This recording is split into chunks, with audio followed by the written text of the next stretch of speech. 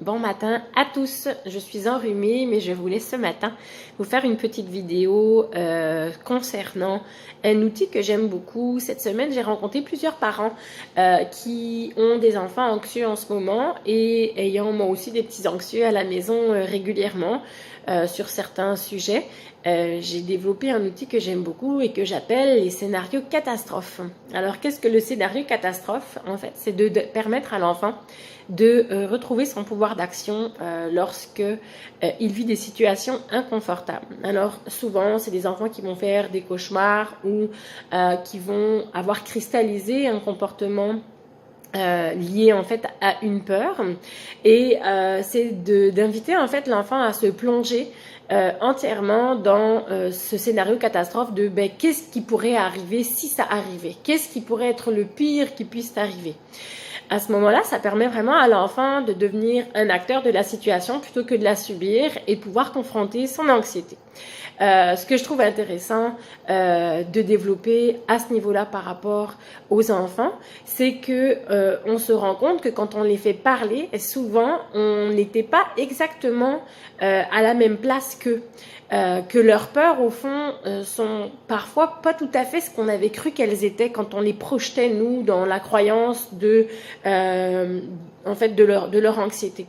Donc on a une petite fille par exemple qui a envie qui a peur de faire pipi dans sa culotte et qui part à l'école. Et là, le scénario catastrophe serait, mais qu'est-ce qui se passe si jamais ça arrive que tu fasses pipi? Parce qu'en fait, le matin, elle va 3-4 fois à la salle de bain et puis sa maman a plus d'outils pour pouvoir l'accompagner parce qu'évidemment, sa vessie est vide et qu'elle sent très bien que c'est un comportement parasite, en fait, que c'est de l'anxiété qui est masquée, en fait, par un comportement qu'elle a cristallisé. Et à ce moment-là, on fait le scénario catastrophe. Qu'est-ce qui se passe si jamais ça arrive que tu fais pipi dans ta culotte? Puis là, on se rend compte que lorsque on met l'enfant dans cette situation-là, ça l'amène à réfléchir, à trouver des stratégies et des outils et à voir comment est-ce qu'il pourrait se dépatouiller dans toute cette dans cette situation qui lui paraît être une montagne.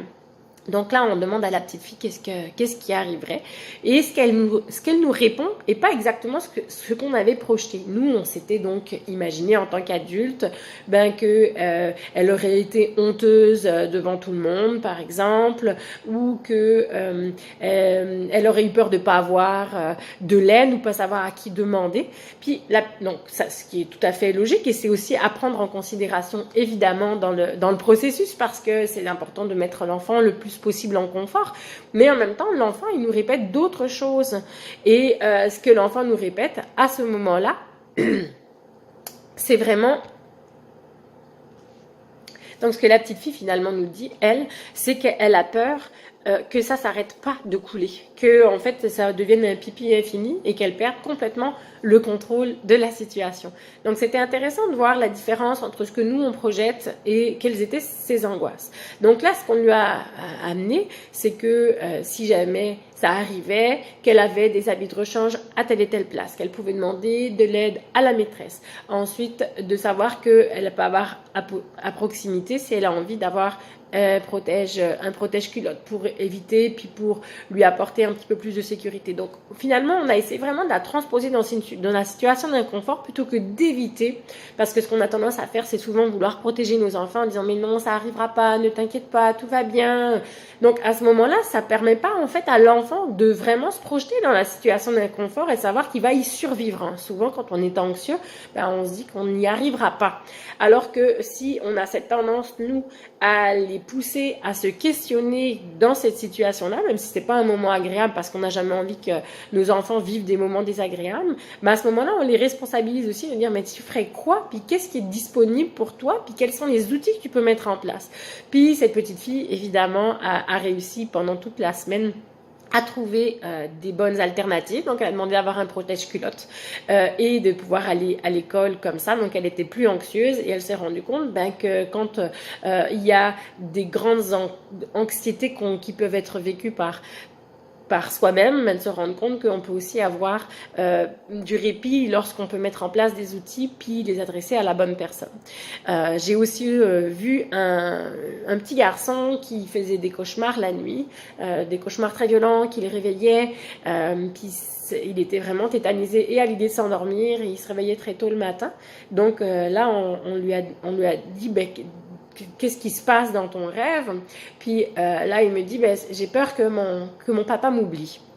Alors, ton papa t'oublie où? Dans mon rêve, mon papa m'oublie dans le métro.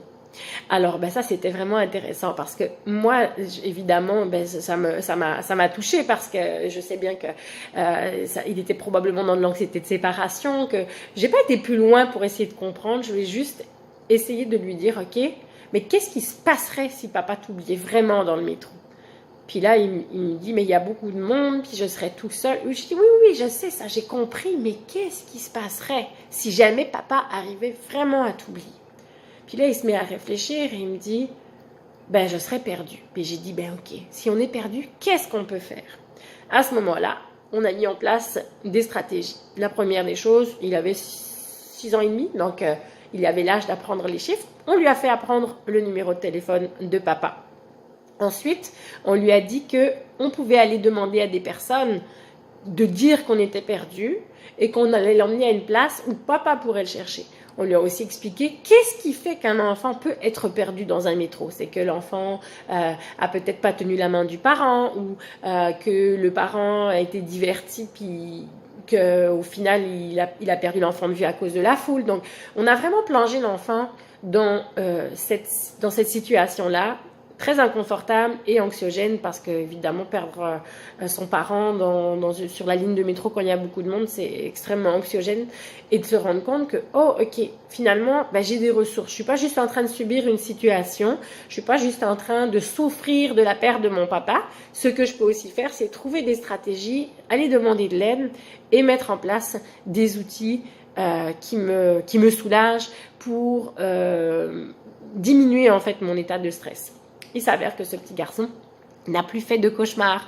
Donc voilà, pour aujourd'hui, je me suis dit que ça pourrait vous aider dans toutes les situations du quotidien. Un enfant qui a peur de se faire mordre, un enfant par un chien par exemple, parce qu'on peut avoir peur de se faire mordre par un enfant, mais se faire mordre par un chien, un enfant qui a peur d'aller dormir, un enfant qui a peur de manger certains aliments. Donc vraiment là, de les amener à parler de ce qu'ils vivent, à parler de ce qu'ils craignent, sans essayer de transposer nous-mêmes nos propres peurs ou nos projections d'adultes, et en même temps de leur montrer à quel point ils ont la ressource en eux et des stratégies disponibles pour pouvoir se sortir d'une situation anxiogène. Je vous souhaite une belle fin de journée. À bientôt!